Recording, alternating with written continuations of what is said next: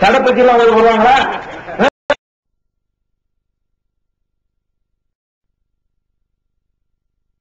ஆன்மீகத்தினுடைய LKG கூட தெரியாத ஒரு லெவல் இருக்கிறவங்க யாரு? இவனுக்கு தெரியல ஆன்மீகம் என்னன்னு சொல்லி. அப்ப இந்த மாதிரியான ஆன்மீகத்தை இஸ்லாம் என்ன செய்யுது? தடுக்குது. ஆனா இஸ்லாம் சொல்லக்கூடிய ஆன்மீகம் இருக்கிற அது பொது உடைமையான ஆன்மீகம். அதாவது ஏழைக்கும் செய்ய முடியும், பணக்காரனும் செய்ய முடியும். இவன் சொல்லக்கூடிய ஆன்மீகம் பணக்காரனுக்கு தான் சொல்லுவான், ஏழைக்கு முடியாது. பணக்காரன் ஏழைக்கு தான் முடியும், பணக்காரனுக்கு முடியாது. இவன் சொல்லக்கூடிய ஆன்மீகம் எல்லாம் இப்படிப்பட்ட ஆன்மீகத்தை இஸ்லாம் மறுக்குது. அதே மாதிரி இன்னொன்று, இந்த ஆன்மாவை பக்குவப்படுத்திக்கிறது கூட இவ்வளவுதான் தியாகம் பண்ணினாலும், எது கொண்டாட்டியெல்லாம் விட்டவுன, குடும்பத்தை எல்லாம் மறந்தவுன, சுற்றம் நட்பு ஊடு வாசை எல்லாத்தையும் திறந்தவுடனே காசு பணத்தெல்லாம் தூக்கி எரிஞ்சவுன கிடைக்கும் நினைக்கிறீங்களா? அப்பவும் கிடைக்காதான்.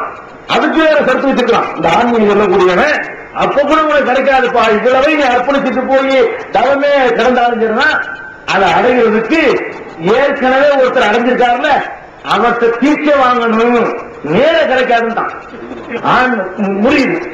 அவன் தீட்சைங்க முடியுதுன்னா தீட்சை. இந்த சாமியார்கிட்ட போய் தீட்சை பெற்றால் தான் உனக்கு என்ன கிடைக்கும்? ஆன்மீகம் கடைசியா கிடைக்கும். இவ்வளவும் செஞ்சுட்டு சுயமாக ஒருவன் ஆன்மீகத்தை அடைய முடியாது. அன்றைக்கு உங்க ஊர்ல பேசப்பட்ட பேச்சில மையமே இதுதான்.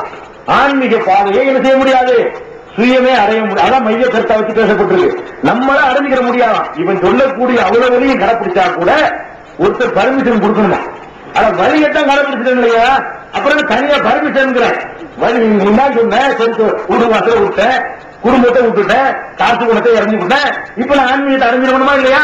அதெல்லாம் நடக்காது. நீ அடைகிறதா இருந்தா ஒரு மகான், ஒரு பெரியார், ஒரு சாமியார், ஒரு பாதிரியார் அவர்கிட்ட போய் அவர் உரைக்கிய சொன்னாதான் உனக்கு ஆன்மீகம் கிடைக்கும். அவர் பக்குவப்படுத்தணும். ஏற்கனவே பக்குவப்பட்டவர் ஒரு சார்ஜ் வாங்கி வச்சிருக்கிறார், பவர் ஏற்றி வச்சிருக்கிறார். அந்த பவரை உன் மீது அவர் செலுத்துவார். அந்த செலுத்தின பிறகுதான் அந்த ஆன்மீகம் கிடைக்கும். செலுத்துறதுக்கு தான் அந்த தகுதியா இருக்கிறீங்க. ஆன்மீகத்தை அடையிறதுக்கு தகுதியாகல. இவ்வளவும் செஞ்சுட்டா கூட நம்ம எதுக்கு தயாராகல? இந்த அல்லாஹ்வுடைய அந்த ஆன்மீகத்தை அடையிறதுக்கு நம்ம தயாராகல. எதுக்கு தயாரா இருக்கிறோம்? அவர் செலுத்துற அந்த பவரை வாங்கிக்கிறதுக்கு தயாராகும். அதுக்குத்தான் தயாராக முடியுமே தவிர ஆன்மீகத்தினுடைய உச்சநிலை ஒன்றால் அடைய முடியாது சொல்லி அந்த மாதிரியான ஒரு சித்தாந்தத்தை உண்டாக்கி வச்சு இங்கேயும் கொண்டு வந்தான். அவனுள்ள இருந்துச்சு, காலில் ஒரு வாசிச்ச வாங்குவான், அவனுக்கு நிறைய சீடர்கள் சுற்றி இருப்பான், அது ஓகே விட்டுருவான். அவங்க மார்க்கத்தில் அப்படி உள்ளது. இஸ்லாத்துக்குள்ளே அதை அப்படியே கலப்பி அடிச்சு என்ன பண்ணிவிட்டான்? இந்த மாதிரி சீட்டையை உண்டாக்குற முடிவு கவனிச்சு செய்து முடிவு மையத்து இது மாதிரி சில வழிமுறைகளை உண்டாக்கி நமக்கு பக்குவப்பட முடியல. நமக்கு இந்த மக்களை எப்படி ஏமாற்றம் பாருங்க.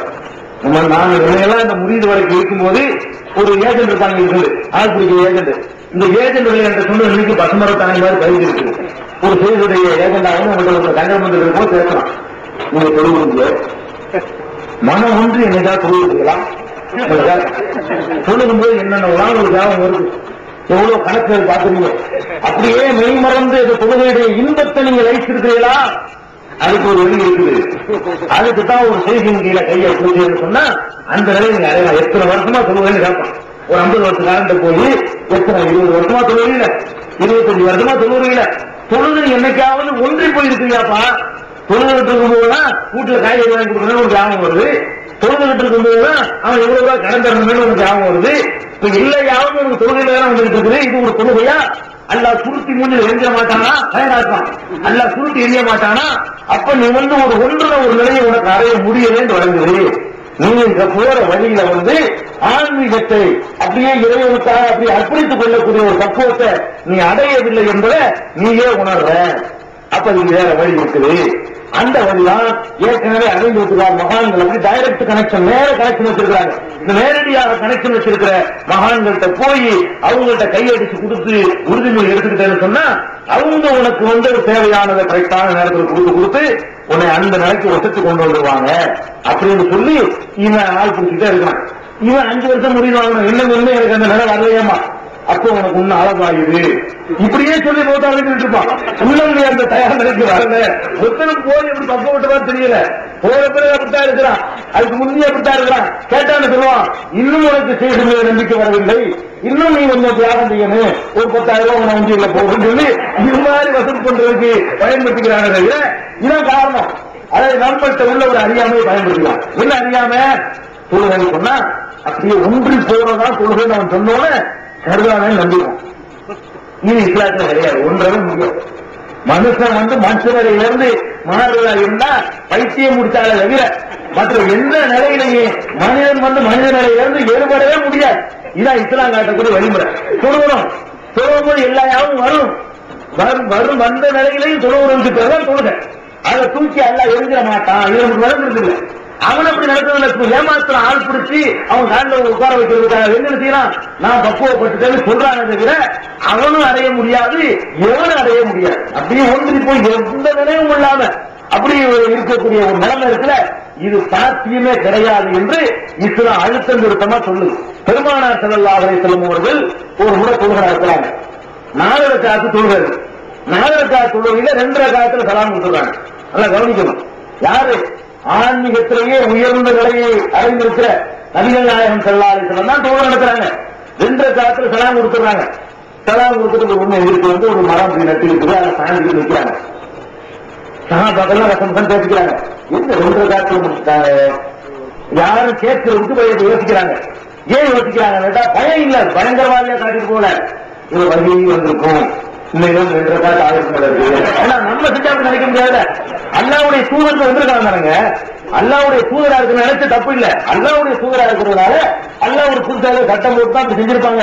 அவங்களா செஞ்சிருக்க மாட்டாங்க. வகி தொடர்பு இருக்குல்ல, நானும் இவரை செஞ்சா அப்படி நினைச்சுக்கூடாது. போய் கைப்புல 2 ரக்காத்து இந்த 2 ரக்காத்து ஆயிரத்துக்கு நினைச்சிடக்கூடாது.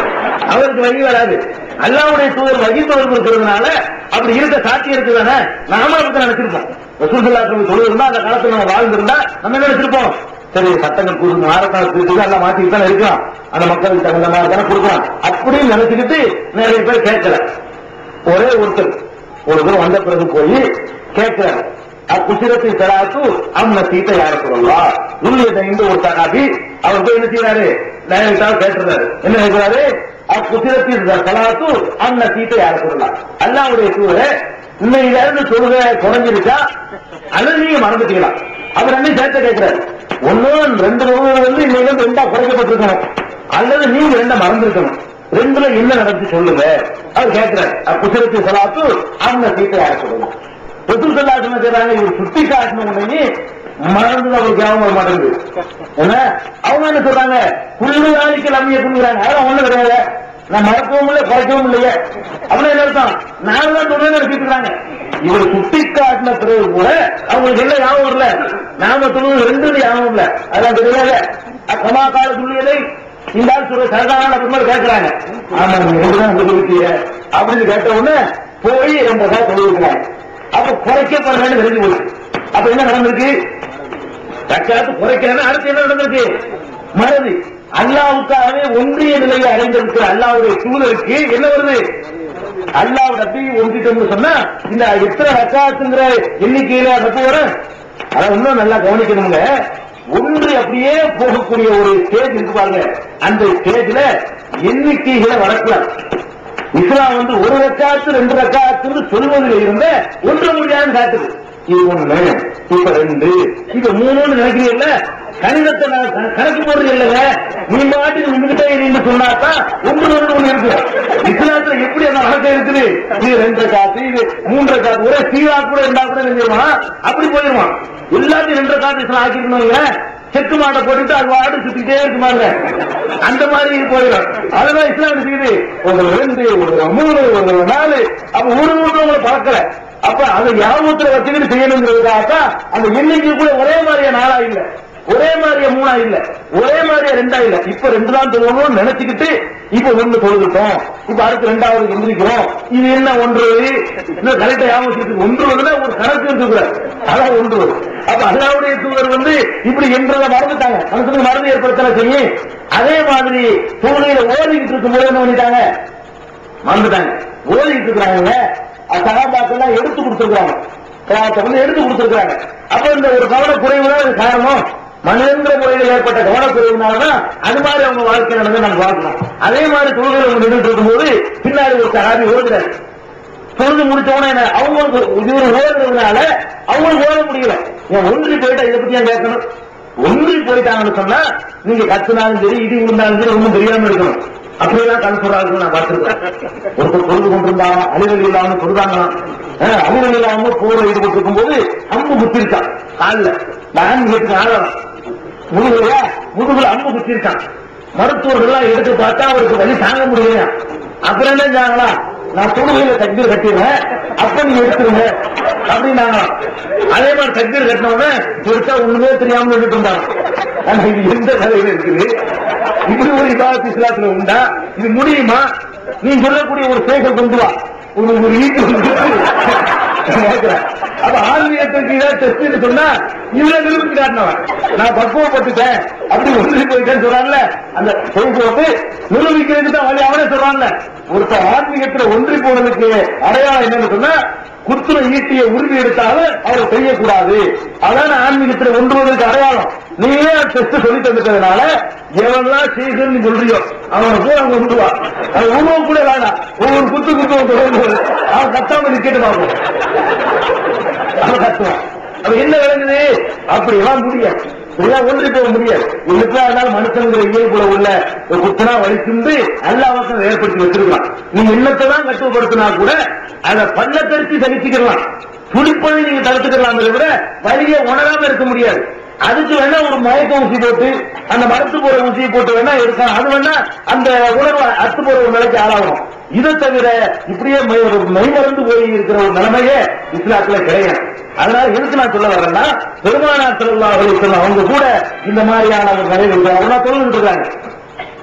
சுன்னத்தாகத்துல வீட்டுல இருந்து தொழுதுட்டு இருக்காங்க. அவங்க அறையில கதவு தட்டப்படுது. கதவு தட்டப்படுதுங்க. கிப்லா திசைக்கு நேரம் இருந்ததுனால ஒரு எட்டு அப்படி முன்னாடி வச்சு கதவை திறந்து கொண்டு ரெண்டு அம்சத்தை இதுல பார்க்கணும். தொழுகையில இருக்கிறாங்க, கதவு தட்டப்பட்டு கவனிக்கணும். என்ன தொழுகை இவங்க பாசையில் சொல்ல போனா இது ஒரு தொழுகையா? தொழுகிட்டு இருக்கும் போது யாரு கதவு தட்டுறா, எதுக்கு தட்டுறாங்கன்னு எதுக்கு சிந்திக்கணும்? அவ்வாறு தொழுகிட்டு இருக்க வேண்டியதாக ஆயிஷா நாயகி வர்றாங்க, அவங்க கதவை தட்டுறாங்க வெளியிருந்து.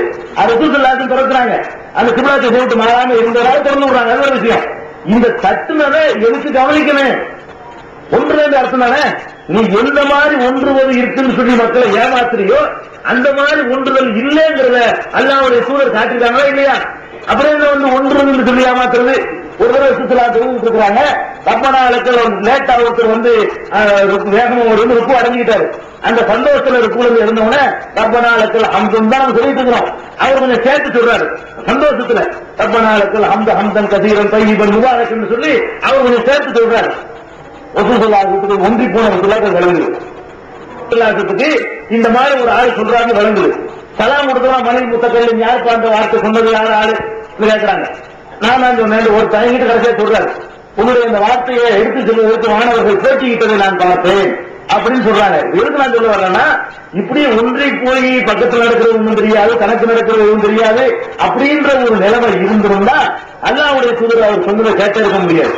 அது காதல் ஒன்றிருக்கு, பிறகு பேசுறது ஒன்றிருக்குது. இப்படி எத்தனையோ இன்னும் சொல்ல போனா ஒரு அதிசய பாருங்க.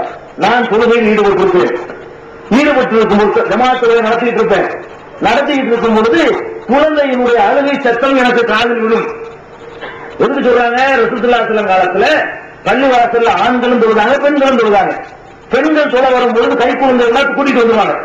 போட்டு வர முடியாது, வீட்டுல சேர்த்து இல்லாம துணைக்காக இல்லாம இருக்கும் போல இருக்கு. அந்த மாதிரி உள்ளவங்க கை குழந்தைங்க ஒரு மூலையில போட்டுவிட்டு இவங்க தொழுகையில சேர்ந்துருவாங்க. அதைத்தான் ரசூலுல்லாஹி சொல்றாங்க, தொழுகை நடத்தி கொண்டிருக்கும் பொழுது அந்த குழந்தையினுடைய அழுகை சத்தம் எனக்கு கேட்குது.